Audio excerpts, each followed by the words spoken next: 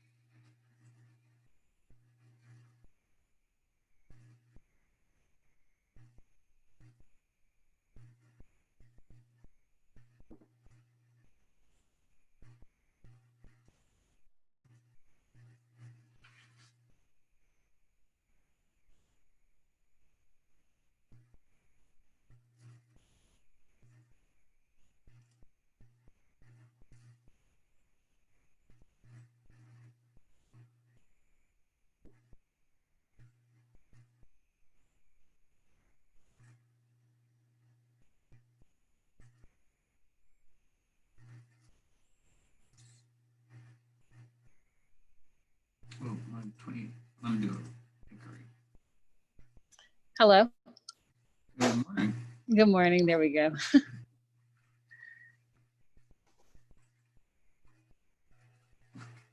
What office are you in? I'm sorry. What office are you in? Tampa Okay. Properties. Yeah. I was trying to figure out where you were. Are you by the coffee? Good morning. Good morning.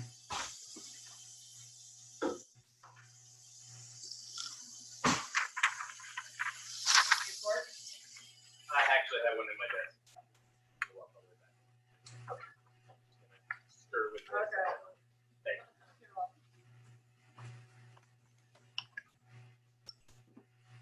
We just let a box room, you know. Let a box room in our office because we're always looking for them. Always.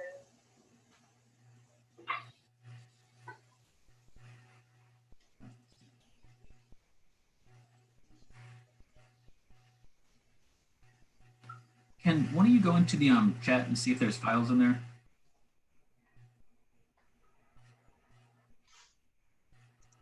I don't see any. When you click on, or let me see, file. I don't see anything. What is that you are looking for? I put some files in, but usually in the chat, if you do it before somebody joins, they don't see what happened before then. I don't see anything. On my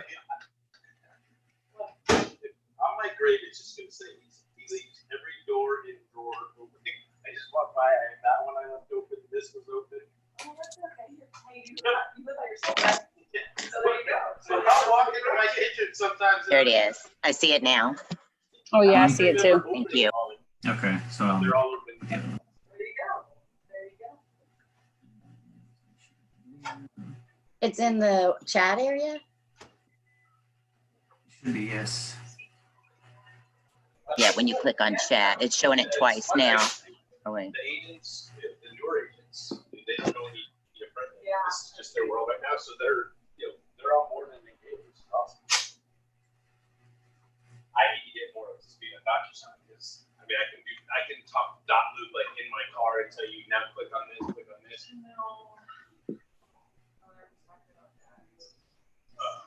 I don't mind learning new things. I don't.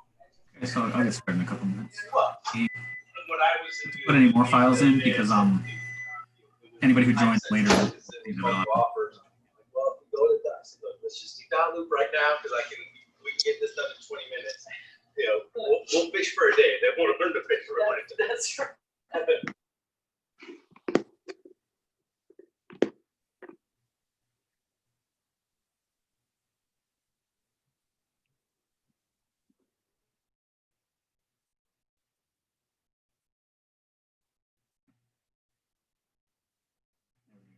They were a little loud behind you.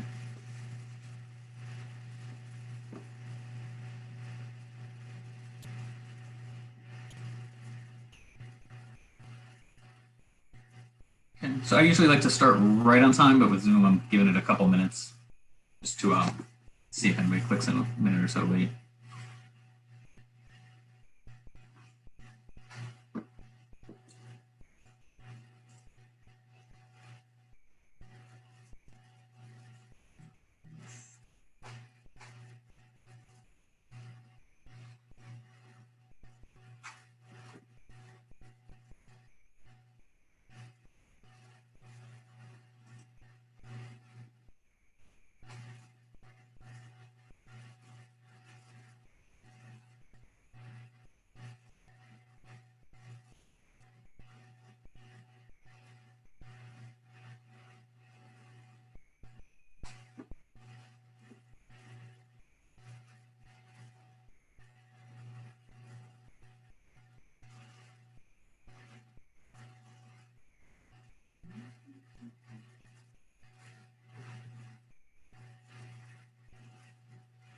Okay, well, there's 8 of us.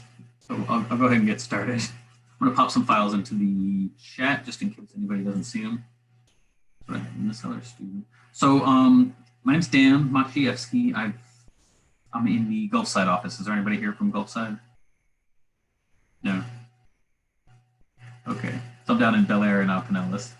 So we have some Tampa. So generally, if I ask if anybody has a camera, if you could turn it on possibly, because otherwise I'm just kind of staring at bright lights. See, we have 2 cameras. I don't, yeah, I prefer to actually see people. People participate a little more when they can see each other and feel like you're in a classroom. You do want camera. Yes, I prefer it. Or, I'm not a trained weatherman, so I'm not used to just staring at the camera and lights. It gets hot. So I'm gonna put same thing in the cellar. So I think I'm coming up on my 4th year anniversary. Right now I'm still top 10% in the Gulfside office, which is nice for single agents.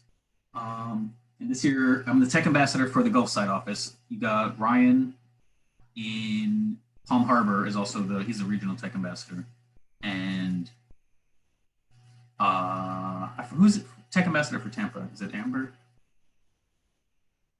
Regardless, I'm the tech ambassador for her. So I should be on track to sell about 6 million this year by myself. And I just brought on a full-time assistant. So we'll see how that works out and gets my production up. So I just popped some files that'll help you. I'm going to pull a little bit from the Ignite class, Win the Seller, and I'm just going to talk about CMA. So if we could, if everybody has a mic, there's a few of us that we could just go around and introduce ourselves, so I know where we're at and who I'm teaching to. If that makes sense. So I guess I don't have the power to unmute people, so whoever wants to go first. I'll go first. Okay. Sorry, I don't have my camera on. I do apologize. Usually I do put it on. I'm still in my 90s today. It's I'm okay. being bad. I'm from the Tampa office. I just started in May. Okay. And first time in real estate. So, newbie. And is there anything particular you're looking for from this class? Yes, actually I've done a few CMAs for some of my friends, a few clients that are looking to sell and possibly buy. So I've done a few, but I don't feel real comfortable with it. I sent it over to my sponsor for her to look at it, and she did help me a little bit with, me adding maybe one property that kind of knocked it off. So I just want a little help and direction on how to make it, the best that I can. Okay.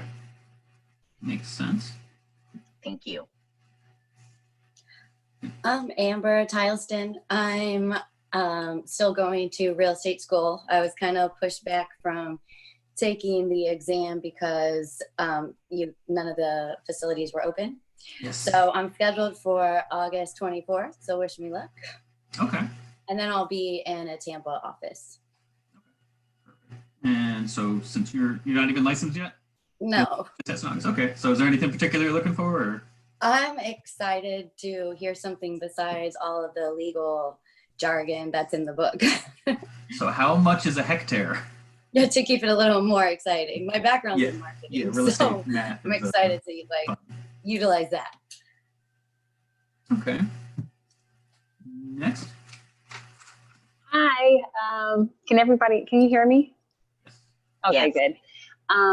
So my name is Alex, and I've been in real estate for 2 years with Keller Williams for 2 years. And I actually, because I had a baby and stuff, so I wasn't really doing it, but now I'm back doing it. So I have 2 under contract right now. And I kind of feel like I'm doing the CMAs like fairly quickly, but I don't know if it's correct because with an appraisal, when the appraisal was done, I seen that he looked at other properties besides what I was actually looking at. So that's what I'm looking for today, just a little more guidance and help.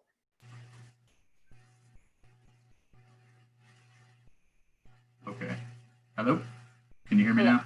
I can hear you. Okay, I froze and I got an internet connection unstable. So I missed some of that, but you said 2 years and coming back? Yeah, I'm just looking for guidance just to make sure I'm doing it correctly. So I just want to, go over it again. Next. Okay, I'm Maureen Murphy. I'm in the Palm Harbor office. I joined Keller Williams, actually it was a year ago. Oops, sorry. But I wasn't going to get started till like the fall, last fall. And I have a small business, so, but I'm really trying to dig into this. I've done some CMAs, and my thoughts are I'm home, I'm always working, right? Trying to build the business. So if there's something I can pull out of this, then that's awesome. Yeah. That's my goal, is to provide at least one thing that everybody can learn. Hey, I will, if I'm here and I, right, if I get one thing out of an hour, then to me it's beyond worth it. So absolutely.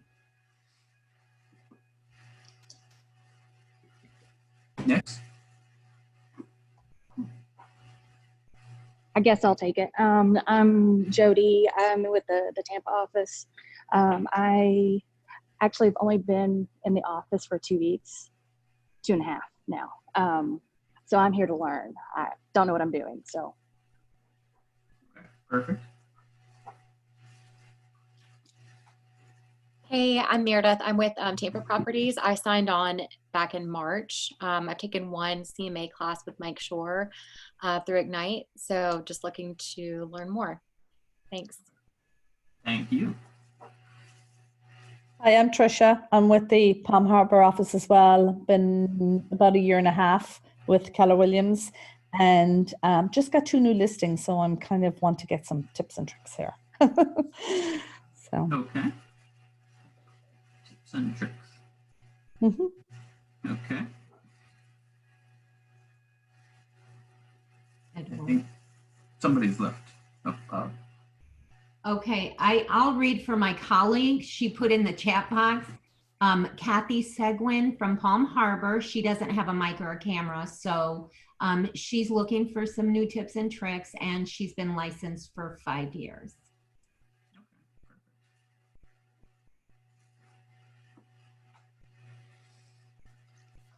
I guess I'm going to be next. I'm Eduardo, Tampa Property. I'm new in the business. I'm just trying to learn something new from the CMA.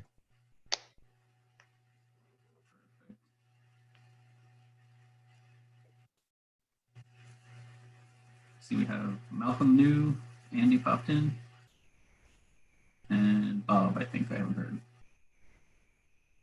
Microphones. I'm Bob Ferlin. I'm in the Palm Harbor office. I'm fairly new, and I've never done one of these estimates. I'd like to see what you got to offer. Hi, I'm Malcolm. I'm an alcoholic.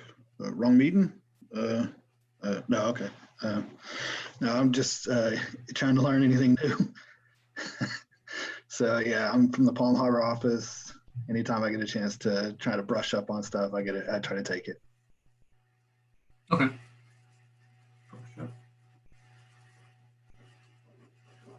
And looks like Andy popped out. I think that's everybody. So, okay. Looks like some people want help, direction, some brushing up. We just want to do some CMAs, tips and tricks. Okay. So just like to get that out of the way. I see. So we have a couple cameras, which is good. So I'm not just talking to myself completely. Let's see. So a little bit of this is going to be pulled from the Ignite Win the Seller. And basically they just wanted me to do a kind of class just to run over the CMA, kind of what I look at as a CMA. I'm going to go over some scripts that we have. You guys should all, and ladies, should all have the files in the chat box. I uploaded them a bunch, so if you've been here longer. There's a student Win the Seller, so you can have a copy of that. There's an appraiser I work with, Dean Davies. He pops by the offices sometimes. He gives some adjustments for tips and tricks for adjusting how much is a pool worth, how much is a square footage worth, if you want to get that deep into it. As I'll explain, there's a couple ways to appraise a house, to look at the value of a house. Have any of you been through Bold? It sounds like most of you are pretty new. Yeah, okay.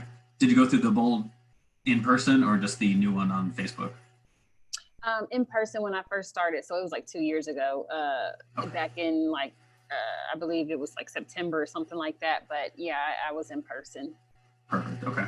So In you person remember some of that. and pivot, both. Great.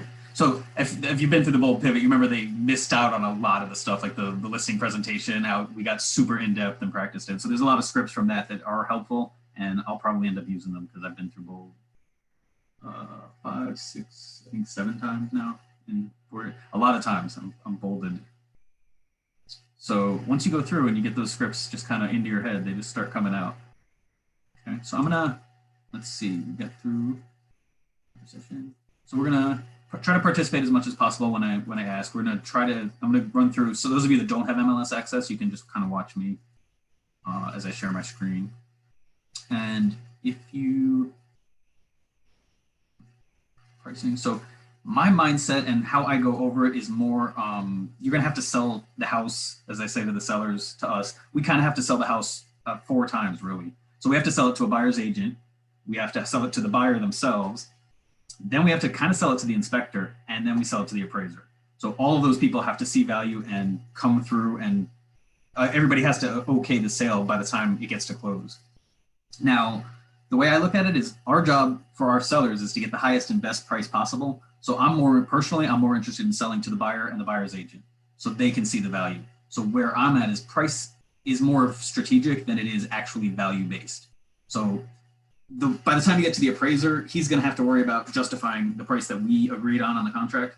So I don't go too much into adjusting 50 cents here and $34 for the palm tree and the carpet takes off a little bit of value. I don't really get into that. I just trust the appraiser is going to do his job.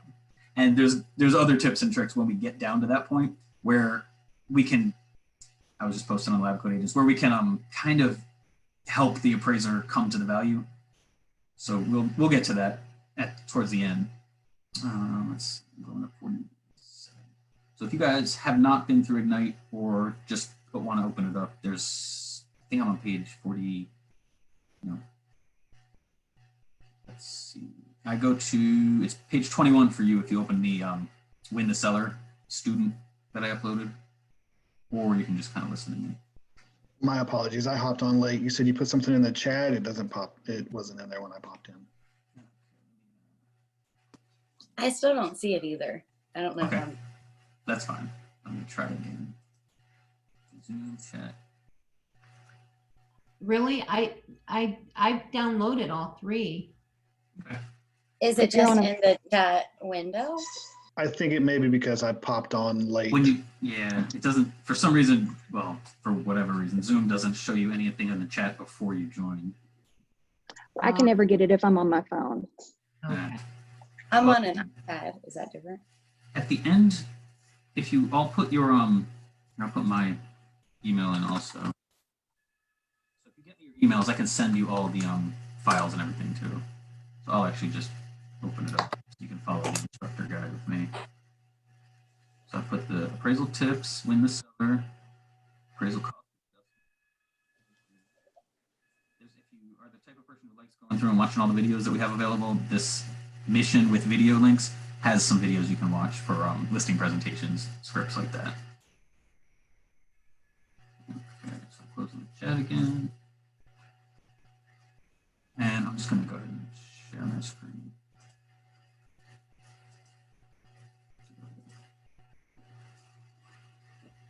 Let's see, I'm going to look at.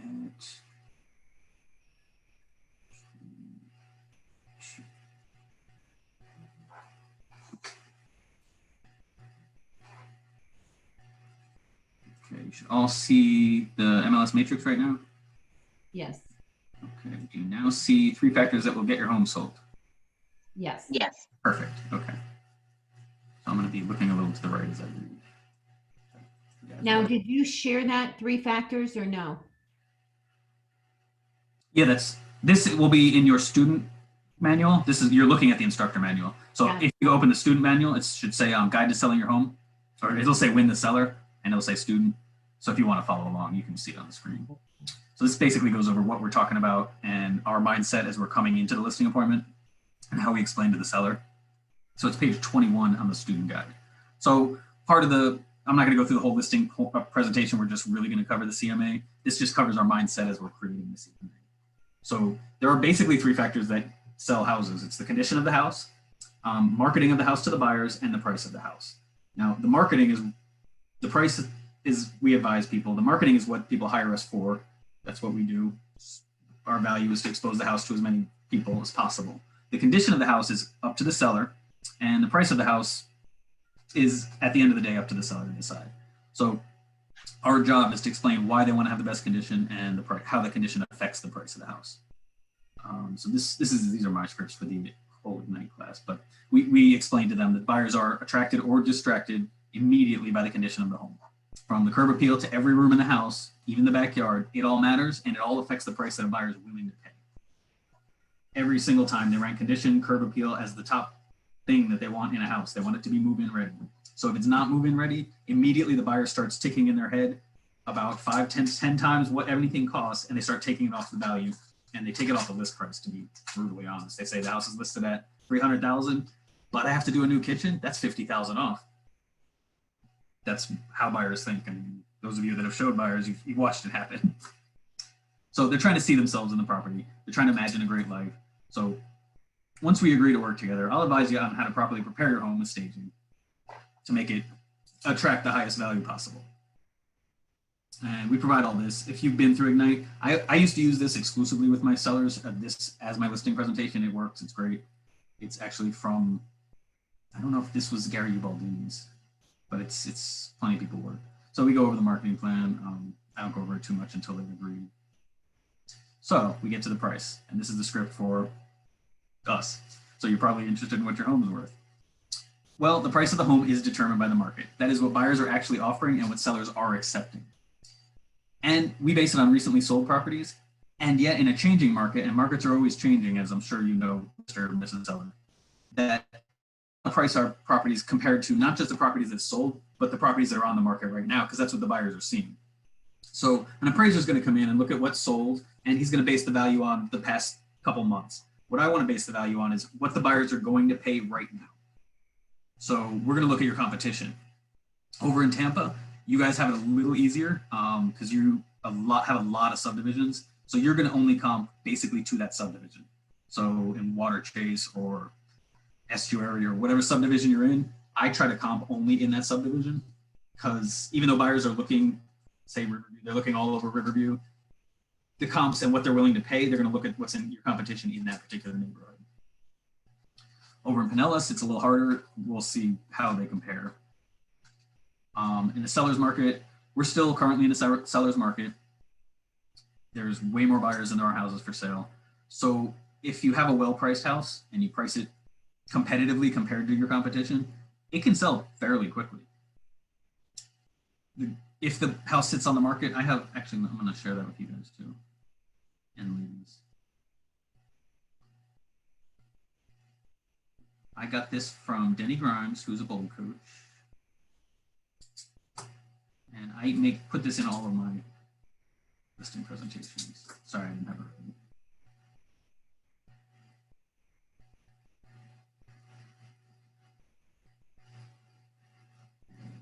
Sorry. I'll get to it later, don't worry. So basically what I understand, what I explain is, especially in today's market, if we go 12 showings and there's no offer, the market is telling us we're overpriced. If we have 12 days with no showings or a low amount of showings, the market is telling us we're overpriced. The good news is we know what price it's not going to sell for, so we have a chance to adjust to what the market will pay for the house. If it's a buyer's market or it's a particular buyer's market price point at usually around here in Pinellas over 500-ish, it's a little more towards the buyers, so I might expand the 12 days to more than 2 weeks, 3 weeks, depending on what it looks like as I run the comps for that particular price point and neighborhood. So we have neighborhoods where the average days on market is 48. I'm going to say we'll give it at least 30 days before we have that price adjustment conversation because it just takes that much longer to have a buyer come by and offer. And when you explain that properly during the listing presentation, you start creeping towards whatever you told them, and they start asking you more often than not if it's time to reduce the price. You're like, well, we've only had 6 showings and it's been 10 days. Should we drop the price? So it's way easier to prepare them up front than it is to have that. The conversation doesn't have to be awkward at all. And as those of you who have taken plenty of listings, when you give them the comps, they always want to list at the highest. They're always like, I want that price. I want that price. So you can explain that you'll list it at that price, and yet if nobody buys it, we have to adjust the price down. We explain the price to sell. Well-priced home creates interest. An underpriced home might sell quickly, and yet my job is to get you the most money, so we don't want to lose out on any money, and we might miss some buyers who think, well, it's priced well below the neighbor's house who's, you know, 50,000 higher. What's wrong with this house? And obviously an overpriced home will be evident by lack of interest, no showings, a longer time on the market, and possibly price cuts where you end up chasing the market. Which the buyers look at the days on market, they know how long houses are selling because they put 2 offers in already and the house sold in 3 days. So what we explain is a competitive price is not based on what the sellers hope for. Prices is not what the sellers need or want. And it has nothing to do with how many upgrades you put into the house. There's scripts for that we can go over if we have time at the end. The price is what the buyers will pay. So we get to, here we insert the comparative market analysis. So what I'm going to do is kind of run through what I would do for a house. Does anyone have an address that's coming to market, or, oh, I picked one. Let's do one. So if you have MLS access, you can run comps. I'm going to pick a house here in Pinellas. It's, as I said, harder for us over in Pinellas because we have such a wide variety of ages of houses and neighborhoods that are completely non-similar.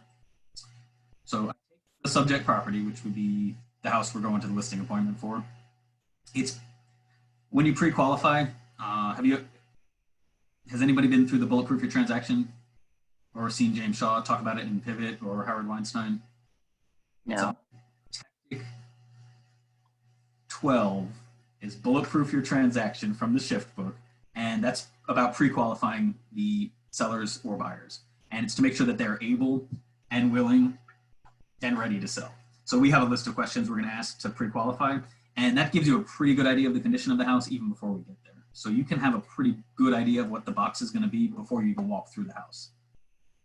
And at the end of the day, I started bringing my computer to the listing appointments and I run this CMA right in front of them.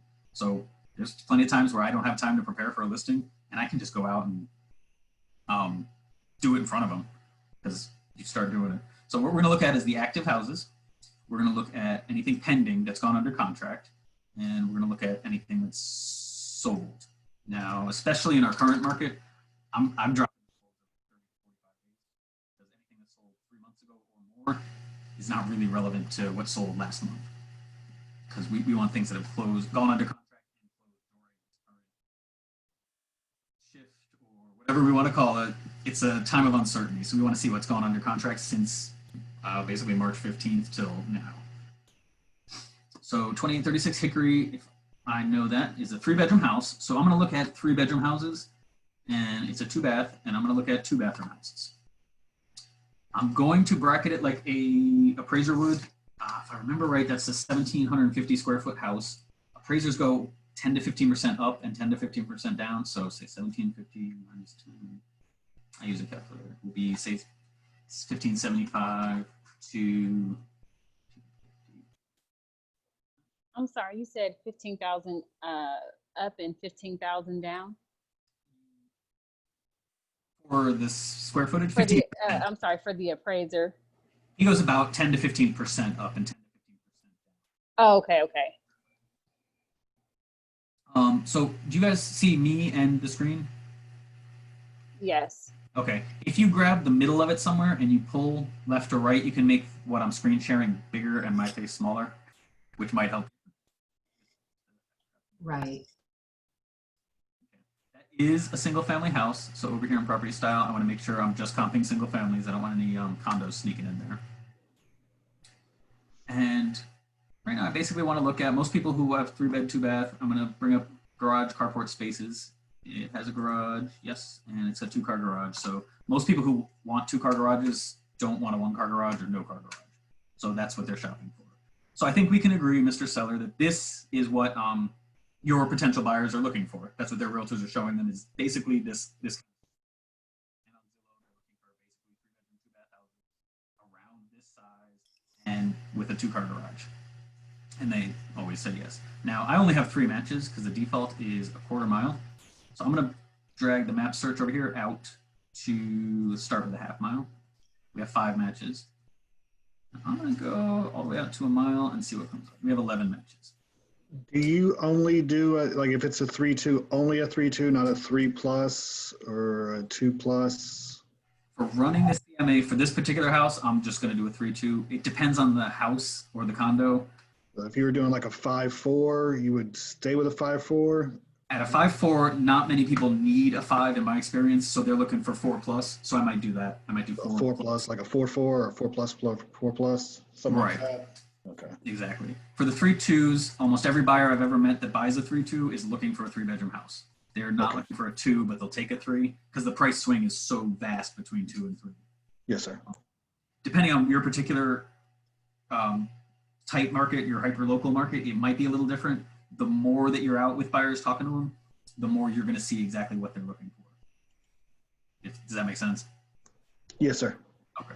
So how many do you like to have? I know you had 5 when you were half a mile. That wasn't good enough. You would rather more. I would like more than a sample of 3 doesn't really tell me much. I would prefer more. And then we're going to see how many of these are pending and how many are active and how many are sold. So I'm going to go click results, go to the single line.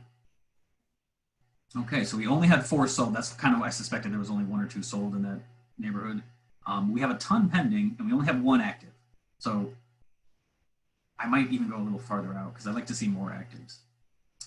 But at the end of the day, I'm going to just do a quick one just so you can see.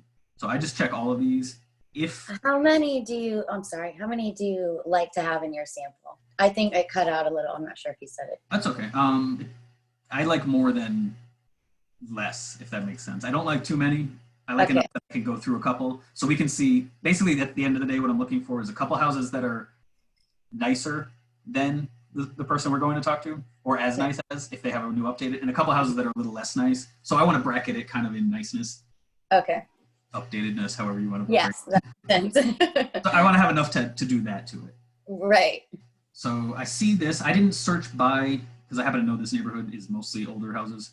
There's one that's built in 2001. An appraiser is not going to use that because it's too new compared to this house was built in, I want to say 1978, 77. So it's going to be more in line with these. What an appraiser does is he tries to bracket by about 5 to 10 years either way. So if you have a new construction, he's not comping that to a house built in 1966 and vice versa. So if that house was built in 1960, he's going to immediately remove this comp and take it out. So, because this comp's going to probably, let's take a look at it, be a little nicer. I have to go back farther to show you the subject. It hasn't sold in a while. Yeah, I know this house. It's actually pretty similar. Now, the buyers aren't going to be looking at it. That's why I want to go out farther, because the buyers, if they're looking in this neighborhood, basically, let's go back to single line, they're going to have this Harbor Hills, which is a different neighborhood, unfortunately. I don't know if many of you know Largo. And this is priced, okay, well, I'm going to leave it in. So I'm going to go back to single line and go a little farther out. Which and like I said, I can do this in front of the seller so they can watch how we're doing it and what the buyer's saying. So I'm going to go to 2 miles out. I have a ton of matches. Let's go change this to 1.5. Okay. So this actually gives me a little bit better. So if the buyer wants to live, this is Largo, Seminole, Bel Air area. So if they're looking for say they're looking for school districts, so this at least gives us 1.5 miles. The appraiser's going to need some actives to see what's for sale.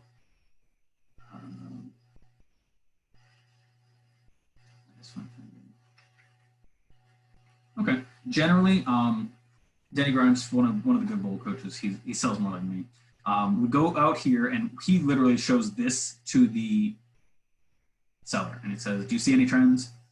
Like this house is, we're seeing a bunch of above 300s, 375, we're going up to 430, 470. So these seem a little high compared to the average, and these seem a little low compared to the average. So we can even take those out. Now again, there's gonna be other people that do it exactly the opposite of me, and they're gonna literally add up the fixtures and the bedrooms and all that. I'm just looking for a general competition style, how I'm gonna sell the house to buyers. That's kind of how my style is. So I'm gonna eliminate pretty much any outliers. So now we have 2 actives, 4 pendings, 2 solds. Let me add another sold back in. It's more average. Let's get this one. Yeah, Bel Air Bluffs, Largo. I'll keep those just because it's about a similar neighborhood. It helps more if you know the neighborhood. So if you're going out of your comfort zone into a neighborhood you don't know, you're going to want to do a lot more research and look at every single one of these houses. And probably spend more than 5 minutes doing a quick one, just so you know these houses are going to be updated, those aren't. I'm in different cities here and different subdivisions. In this particular area of Pinellas, there's, as you see, 5 different subdivisions in a mile and a half. 6, 7. We didn't even hit the ones that haven't sold. So I'm going to look and do over here. I just pull a quick CMA real quick just to get an idea of what we're looking at.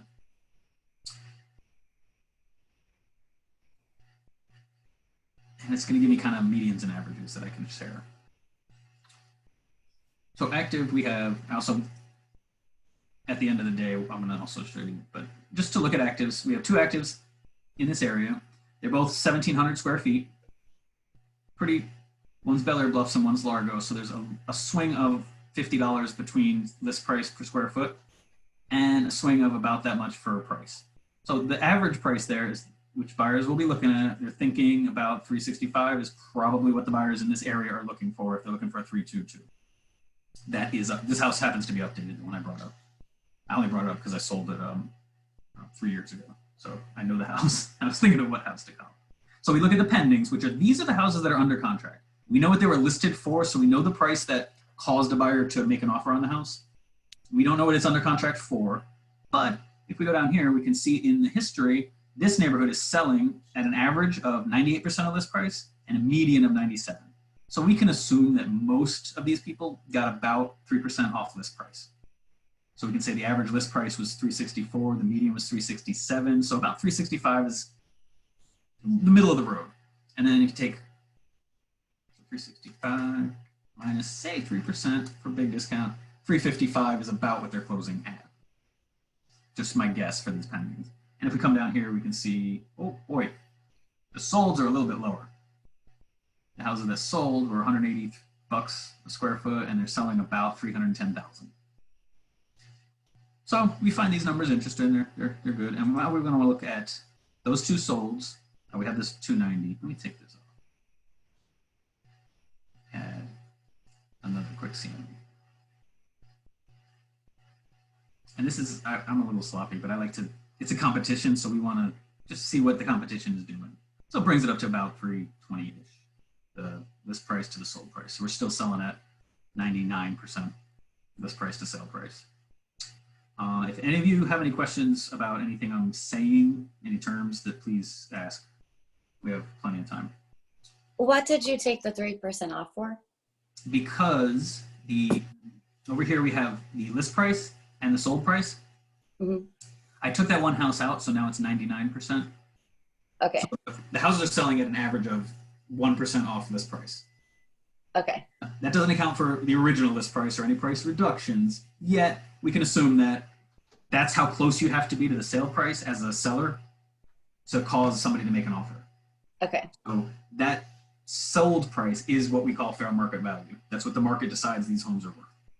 Now you have to be this close. So the people that want to overprice by 5% and leave room for negotiation, you bring back and you say, oh, remember in this neighborhood, people expect the house to only be 1% room for negotiation. They might come in 3% lower, and they're going to expect you to come, if they have a good agent explaining this to them. Although most people have been watching the market, they know what's going on. So everybody says, can't we price it a little higher? I want for negotiation. So what I do is I go back, now I'm going to look at these 2 solds, because this is what the appraiser is going to look at. And we go through, and this is the beauty of having a nice big screen tablet or computer. You can go, oh, and you just go to this 3rd picture, 4th picture, and the seller goes, ooh, that's a nice pool. So yeah, look, there's sliders out from the master, it looks like. Nice lanai. Obviously the pool is the main feature since the agent put that as the first 10 pictures. Nicely landscaped backyard. So all of this, the seller's seeing in high def right in front of them. And you can look over at their backyard because you're at their kitchen table, and we go, this looks, and you say, is this nicer or not as nice as your backyard? And I'm going to the end of the day, they know. You say, oh, interesting choice in walls. I don't make judgment calls. I let them self-discover as we go through. The kitchen, is this nicer or not as nice as your kitchen? They just updated their kitchen 2 years ago, so they have beautiful cabinets and granite and marble countertops and nice fixtures. Or their kitchen hasn't been updated since, what year is this house? 1966. And it's a similar kitchen. So this house sold, and we know what it was listed for and what it sold for at the sales price. Some people really like pink 1-inch tiles as a backsplash. It's like the older floor. So this house wasn't incredibly updated, we can tell. This house was over in Bel Air Manor, so it's Bel Air Bluff's house, and sat on the market for 44 days. It was listed at $324,000, and it sold at $315,000. Now, I've already asked the seller in my pre-qualification what they think their house will sell for, and I've already asked what the lowest they'll take for it. So we know that, and we can go to the other house that sold. High Bluff Drive, but this one's in Largo. It's Harbor Hills, and I don't know if any of you know this particular part of Pinellas. Harbor Hills is a little nicer than standard Largo. It's towards the water, so it commands a slightly higher price. The seller, if they live in this neighborhood, they definitely know that. You say, this is in Harbor Hills, and they go, oh, that's a slightly nicer neighborhood. See, they're this far from the water, from the intercoastal. 2 blocks. Deed restricted. The houses are about the same age. So you say, oh, they have nice, apparently I'm gonna guess that's wood floor, not laminate. It looks like real wood. And you can see the kitchen. Same thing, you just kind of click through and the seller will mention things. They'll go, oh, those are nice cabinets. You go, yeah, they are pretty nice. And same thing, I just go through, and these are the houses that sold. So this house took 75 days to sell. It was listed at $320,000, and it sold for exactly the list price after 75 days on market. That's not to close. And then I go back and I say, okay, so now we have an idea of what the appraiser is going to look at, what sold. And at the end of the day, the idea is to not take an overpriced listing. We want to sell it for as much as possible. We also don't want to overprice it. So the whole conversation is teaching them to not overprice. So this is your competition, Mr. and Mrs. Hickory Lane. So we see the front yard. It's not exactly giant curb appeal. We see laminate floor looks, I don't know if that's laminate or wood. I see some lifted pieces. Interesting chandeliers, nothing spectacular about this house, in my mind. How about you, Mr. and Mrs. Seller? No, my kitchen's just been updated. I still have the original 70s tile, but the kitchen's brand new. The bathrooms are brand new. Look at this. This is my favorite, finding these. Now, just as an aside, this house I know is listed for over $300,000, and this guy could not afford a photographer. This is our competition. We got a little rain drippage in the lanai. So this house was not put into the top quality position, that condition that I'm advising you. So we go through, we don't make judgments in front of them, but this house sold in 31 days. It was listed at 329. Oh no, it's been 31 days on market. This is our competition. And then we look at the next house. This is in Bel Air Bluffs, a slightly nicer neighborhood. Obviously they're landscaped. This has been on market for 76 days and they're listed at $400,000. Has a detached 2-car garage, although it looks like they definitely maintain their lot. They're on the water side of Bel Air Bluffs, adding location value. Huge lot. It's like a full 1/4 acre. This realtor loves the landscaping. And same thing, we just kind of go through, and now there we go. I'm guessing the rest is not updated. We got some nice built-in desk over here. Nice split barn door. I love that. So this house, 2 fellow realtors. This house looks like they're trying to sell it for an updated price without doing the updated. So we got this lovely wood paneled kitchen, as we can see. And we say this house is listed at $400,000 for 76 days. And it's built about the same time. I like to always look who's listed. So now what we do is I draw a box on a piece of paper. And we ask the seller, do you think that house was fairly priced, or do you think it's priced too much? Personally, I think the seller would say it was priced a little high. So we say $399 and we cross that off. That's outside the box. Basically, what I'm going to do, I'll show you the box in a second, see if you can hold it. But so we have a house that's fairly priced at $330. We have some under contract that are priced at $360. And then at the low end, we have a $315 and a $320.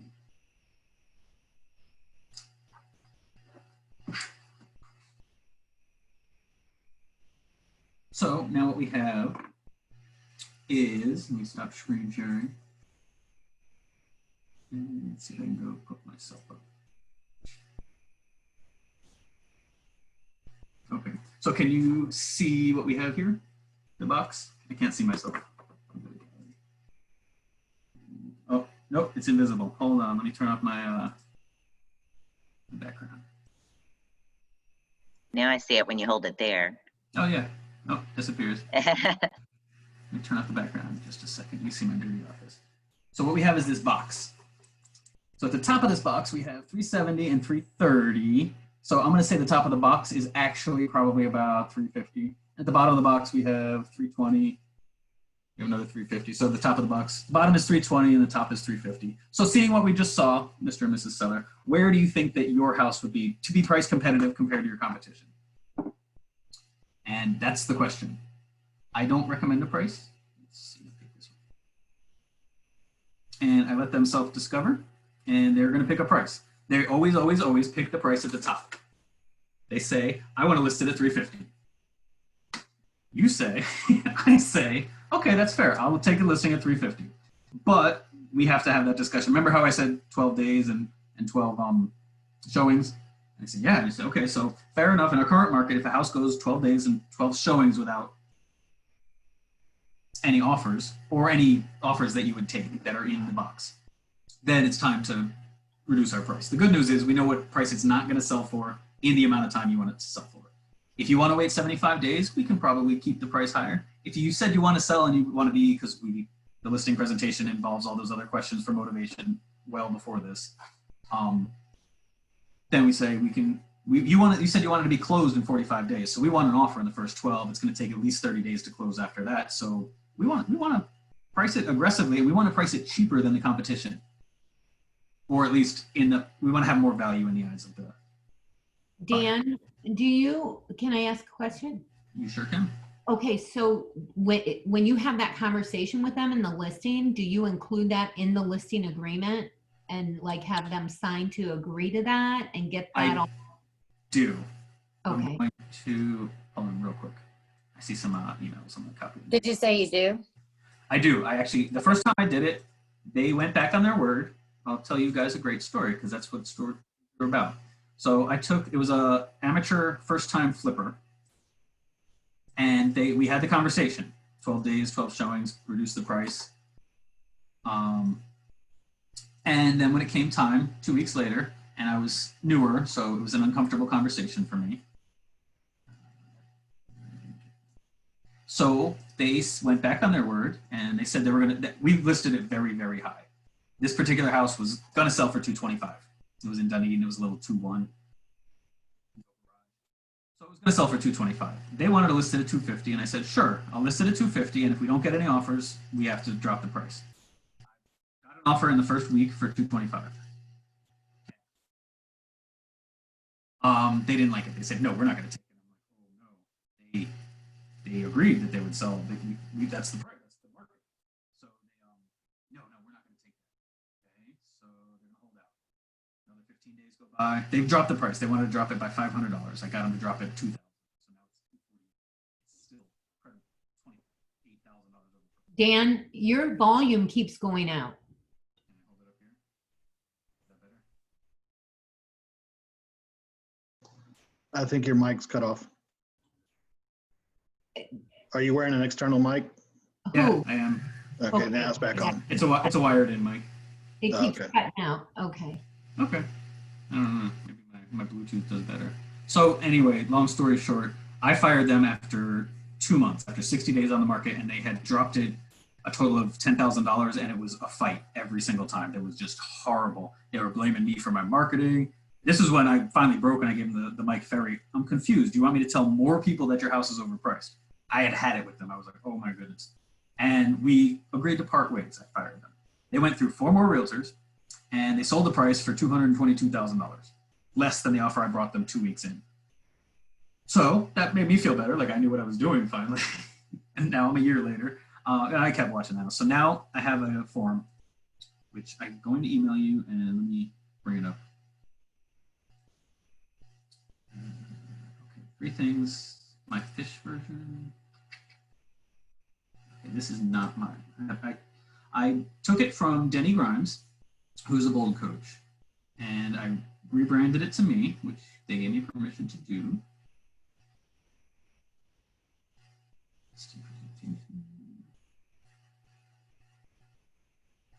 This is the worst because I have to look for this literally every time.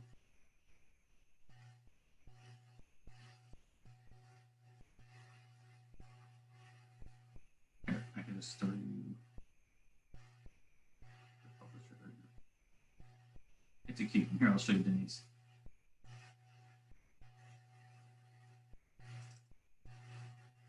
I'll put it into Word. We can convert it to a publisher file. So I'm going to share it so you guys can see it. Share. So this, do you see the 3 things branded to Denny Grimes and Company? Anyone? Yeah, okay. I see it. So this is what I have. I rebranded it to my colors and my logo, and I took my own clip art for it. But this is basically what I use. It's a little fish. So we say, oh, you know, and this is, I go through, we already explained it several times up to now. So when I present this, when we're signing the listing paperwork, this literally comes in before they sign the listing paperwork or right after they sign the listing agreement. And now once they sign it, so I say, this is one of 3 things is going to happen. As we discussed, it's a competition. So we're kind of fishing for buyers. We don't know where the buyers are going to come from, and yet we know where the most buyers are going to be. So the first thing that could happen is the property receives low to no showings, as we discussed. That can only mean one thing. The market's rejecting the property. The price is too high, as we discussed. The good news is we get to reduce the price. If the property has showings, so say in our market, I've discovered that about 12 is the magic number. So if we get 12 days and no showings or only 1 or 2 showings, we're priced a little high.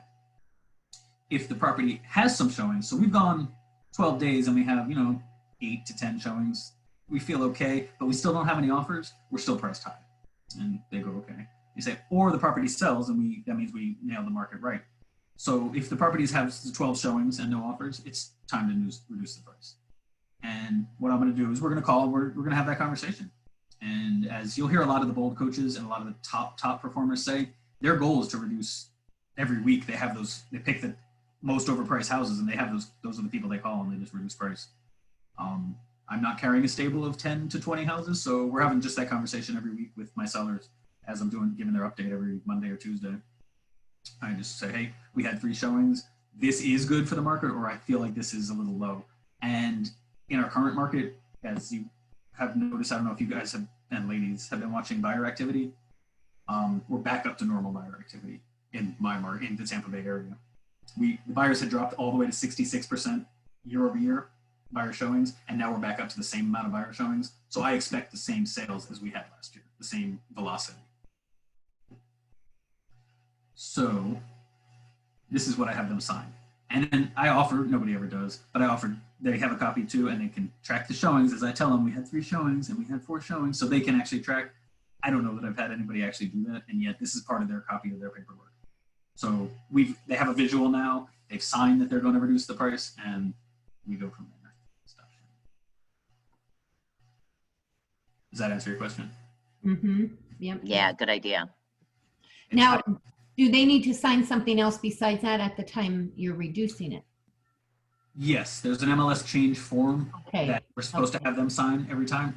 Gotcha. I might have been guilty of not having them sign that, and yet at the very least, when we have the phone conversation, I do email them and say, okay, in confirmation of our conversation, we're going to reduce the price to whatever, and then they confirm yes. So I have a written copy of it.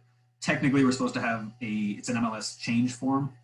It's in our files, and you just have them sign its price. You're supposed to, if you go to pending, you're supposed to have them sign it and fill it out. It's part of the compliance training. But yes, something should be written that says you're reducing the price. Our listing agreement technically says we can do it based on verbal. But if you use the Ubaldini listing agreement, it does say we can reduce it by a verbal. Okay. But the MLS says we should have it signed. Okay, so basically that's how I sell the property to buyers. I want it to be competitively priced. My goal is, that's why I'll take a higher price listing at the top of what I think it'll sell for, because my goal is to get them the top dollar. I don't want, we're not in a market where we can underprice and have, there are people claiming they're getting 20 offers on a property. I tend to feel if you're getting 20 offers on a property, it's either a gorgeous property or it's priced pretty competitively or it's in a super desirable area. I'm getting maybe, my last one, I got 4 offers on in the first weekend. So I had a price dead on. I feel like they got way more than we were going to get because I just sit at the very top. That's why we're still in a rising market. Anyway, so anybody have any questions about that style of doing a CMA? Does it make sense to everyone? Okay, good. Because that's how I present it to the sellers. And if you run through this in front of the sellers, even if you've already done it, which you should have already done it so you have a general idea of where you're at, you do this right in front of them and we're both self-discover, because at the end of the day, it's them picking the price and we decide, as you remember from the bold listing presentation, we decide whether or not we're going to take the listing. Dan, do you ever use the long version for like very analytical people that like the charts, graphs, all that?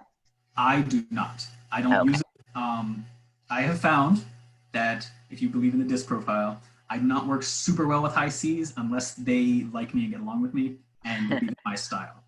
I've had people argue with me and want to go all the way nitty gritty, and that's not my preferred client to be. Okay.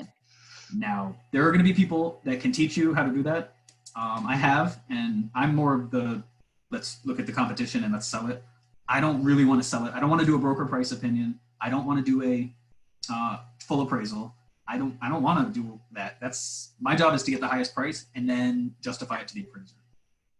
So at the end of the day, the price should be justified on something. So I give the appraiser a packet with the comps that sold down here, the pendings that are under contract. They know, they run their numbers, and I give them the actives that are the competition.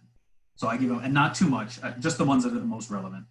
And I give them the actual contract, and I make sure the house is clean, because every low appraisal I've ever had, barring one, not that I've had a ton of low appraisals, the house was dirty.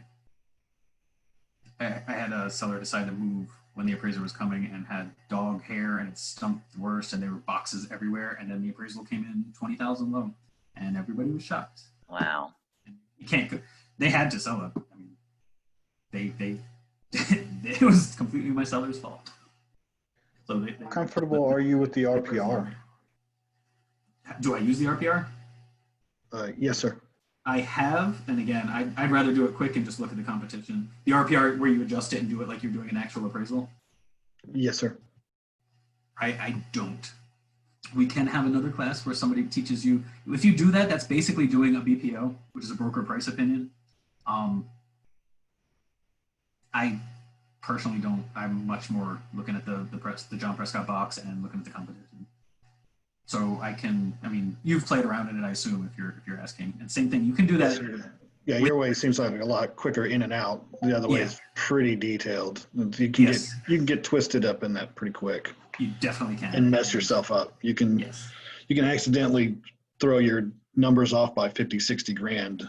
Yes, and I'm not that analytical person. I'm not the super high, like I do my research. I want to make sure that I know the neighborhood. If I don't, I would have gone through all of these houses and made sure that they look the same. I can tell by these numbers and this neighborhood that they were all really, really comparable.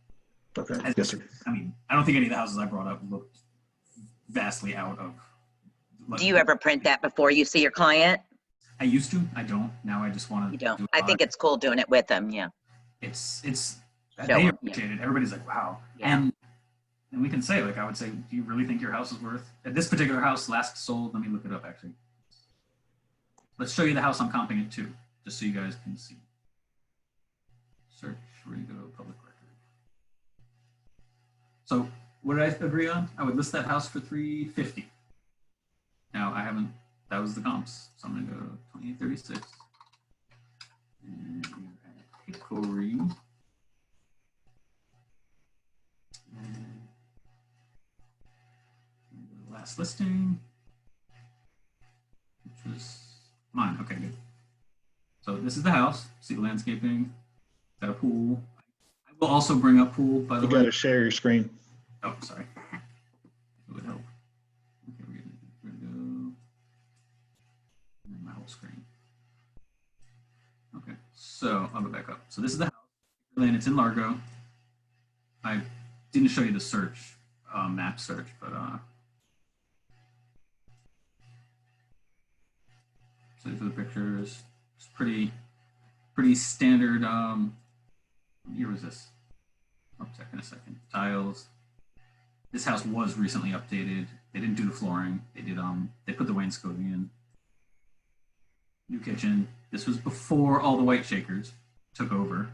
So we have the walnut shakers. I don't use this photographer anymore. He tended to oversaturate. But at the end of this is the master bedroom. So new bathroom.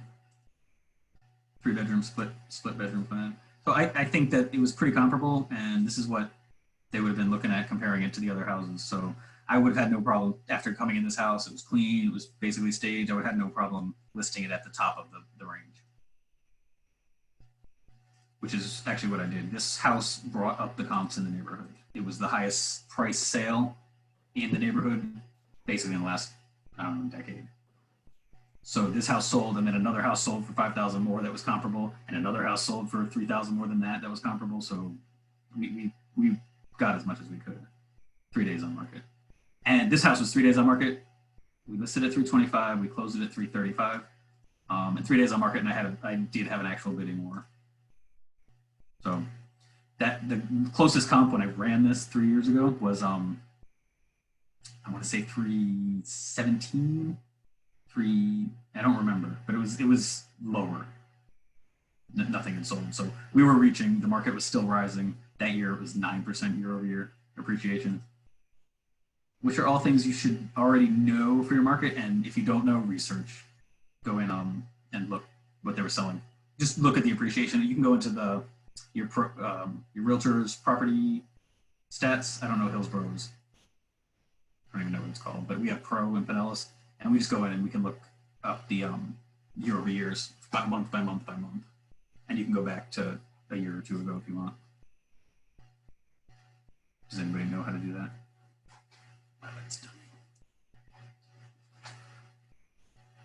Okay, so that was that house. Any other questions? Where did you say to go get that? Is it under Stella or under Pro? Under Pro.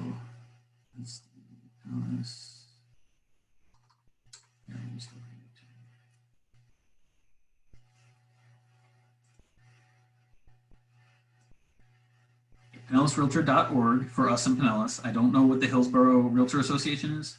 Right. Go over here, tools to statistics. Okay. And yeah, since most of you are new, it's going to be, if the other thing you should always do is when Gary does his market updates, has everybody been to one of those? Yes.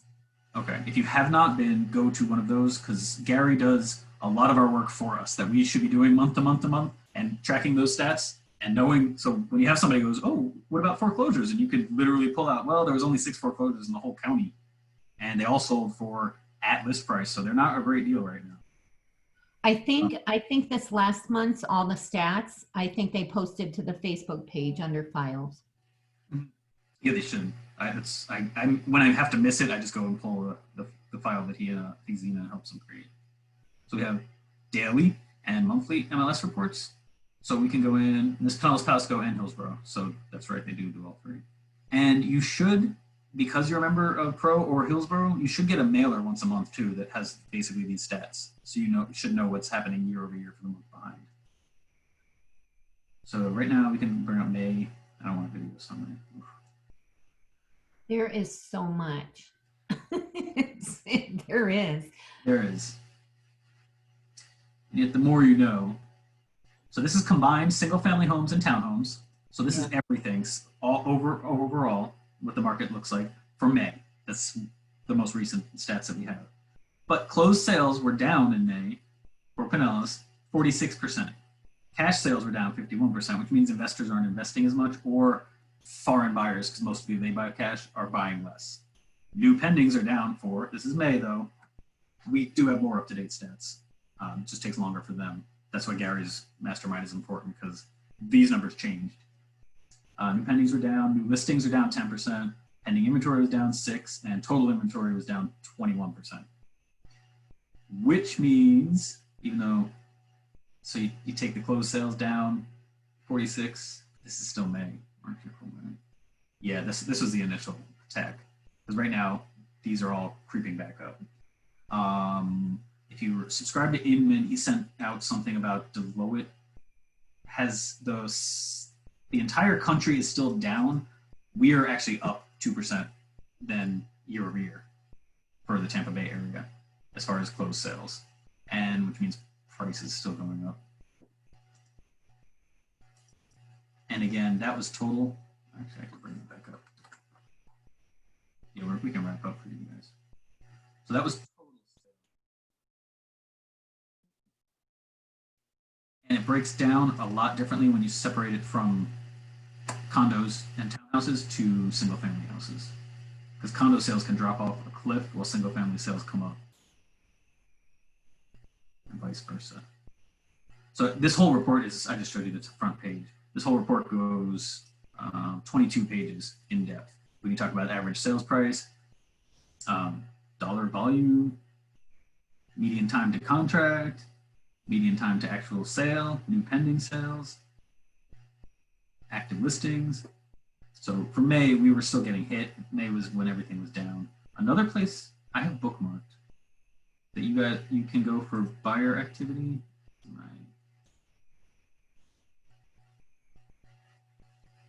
Okay, it's showing time report you have access to.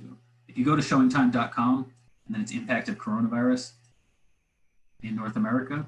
So this is the front page, so you can check the whole country. You can go to Florida, and this is real estate showings. So Showing Time tracks real estate showings, and even though not all showings are through, it's the same percent. So we took a drop down to, on April 7th, we were down 64% buyers, because yellow's this year, this is last year.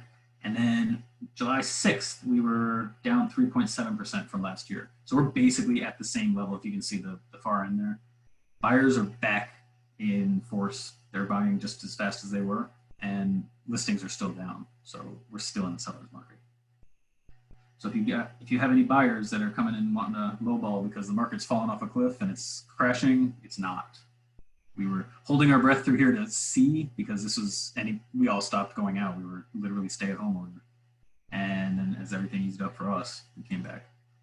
Plus, I don't know how many sellers temporarily took their home off the market. It seemed like at least half. I had 2 that I had to go temporarily off market and then come back and showings. I did, just for everyone, if you take listings right now, you do your CMA, one of the things I offer is I do Matterport for everything now. I did a Matterport for a $170,000 house, and it was worth it. It costs a little more. It's cost of doing business. That's what our fee is for, or covers. Who do you use for a Matterport, Dan? Chris Rogers in my office. I think it's Simple Photo. Let me look. Just started. Yes, simplephoto.com. So Chris Rogers and Travis Lockett in our office just started. He has 2 photographers working for him.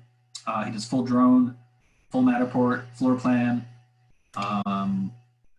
Yeah, basically all of it. And he charged me, I don't want to quote for him, but I think it was only $350 or $400. Okay. For all of that. And I'm offering that for every listing that I have. It's well and above. You see, some guys are taking photos with their cell phone for a $350,000 listing. Right. And I offer all of this. And we can tell them that camera itself was a $16,000 camera, I think, that he uses. So we mention these numbers, they go, oh goodness, it is a value. Right. And it enables, especially in this current market, it enables all of the buyers to get a 3D tour down from the corner, from where the feet are all the way to the ceiling, a 3D tour of your house without ever coming in and seeing the house. And they can measure rooms too with that. They can do the measurements. We have the floor plan already done. They have the dollhouse, so you can spin it around. I think it's worth it. That's my new business model. It's part of what. Well worth it. Yeah, it's part of my marketing plan that I showed them. It's for safety and health. So as much as we want as many buyers through a house as possible, for my seller, I want as few buyers and I want as many real buyers through the house as possible. You know, if it's a vacant house and we can do open houses and it's part of our business plan, we can do that. Yet for my seller, for an occupied house who wants as few showings as possible to get under contract, the Matterport it's worth its weight in gold. There's other 3D versions, but Chris just does the Matterport. So yeah, it's just simple photo, and you schedule online. They give you a text back. He has it set pretty well. The turnaround time was a day, which I'm pretty sure all of us had photographers tell us that the turnaround time is 3 days. And wait, what? I have to get listed by Friday. Okay, so that's pretty much my version of the CMA. As I said, I don't go into the in-depth. I don't go into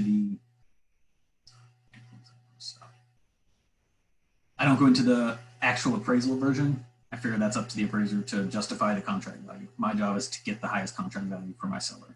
And I do that by seeing what the competition is. There's a whole other class. This class, the Win with the Seller Ignite class, goes over one of the listing appointments and steps through the listing appointment. There's always Bold, which has the great listing appointments. Sure that since the old Bold is gone for now, there's plenty of people that can share it with you. So we're not supposed to share Bold stuff, but the old Bold is paused for probably 2 years. I have a question. I know it doesn't have anything to do with the CMA, but I haven't listed anything. But if I do list something, I decide on my commission. Like I know usually I thought it was just 6%, like 3 and 3, but I have 2 under contract, so like they're giving me like 2.5 minus 495. But I mean, I think I've heard some agents say they charge 4%, 5%, and then they'll give the buyer's agent 2.5 or 3%. There's a bunch of discussion about that. Obviously, if we decide to set prices that violates antitrust law, at the end of the day, you set your own commission. Nikki has said time and time again, and I just heard her say it again last week. It's your business. You set your own commission. You decide what you're worth, and you fight for what you're worth, or take a discount if you consider it a discount. It's all 100% up to you. There are other companies where they tell you what commission you have to charge. Okay. Nikki's always going to tell you, I can guarantee Nikki and Gary will both tell you that you do the best to create the most value for the market and your clients and charge what you're worth. Okay. That's Thank you. Any other Good question. CMA wise or anything else? No, thank you. No, that was great. Thank you. Okay, good. Thank you so much. Thank you. Bye-bye. Learned a lot. Thank you. All right. Hope everybody got some value out of this. Yes, Definitely. Thank you. Oh, are you going to email what was in the chat that I wasn't able to see? All the files? Yeah. Yes. If anybody who's still on pops, because I'm still hosting the meeting, if everybody pops their email in, I'll email everybody on the list all the files that I had. Okay, perfect. Thank you so much. That was awesome. Thank you. I'm excited. You're Much welcome. better than the legal. Thank you, sir. Yes. The fun part is selling houses. Bye. Thank you. Everybody have a good day.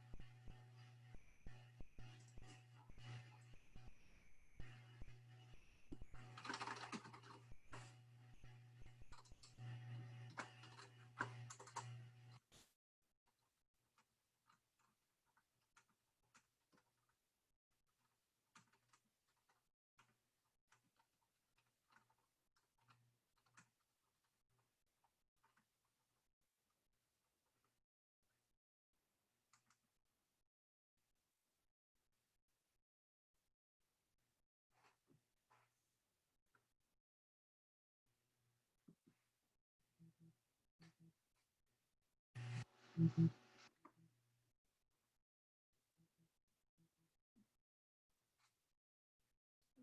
this is Dan.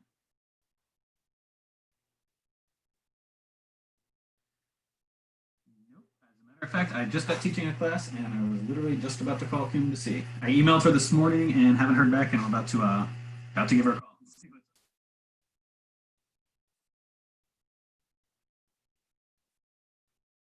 What do you mean the old?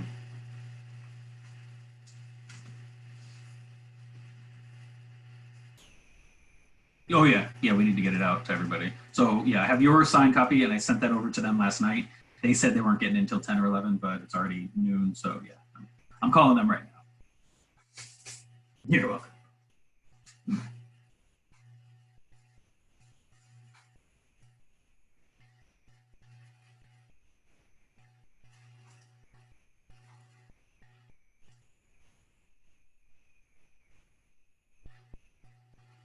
Oh, Adam Young, embroidery sew out.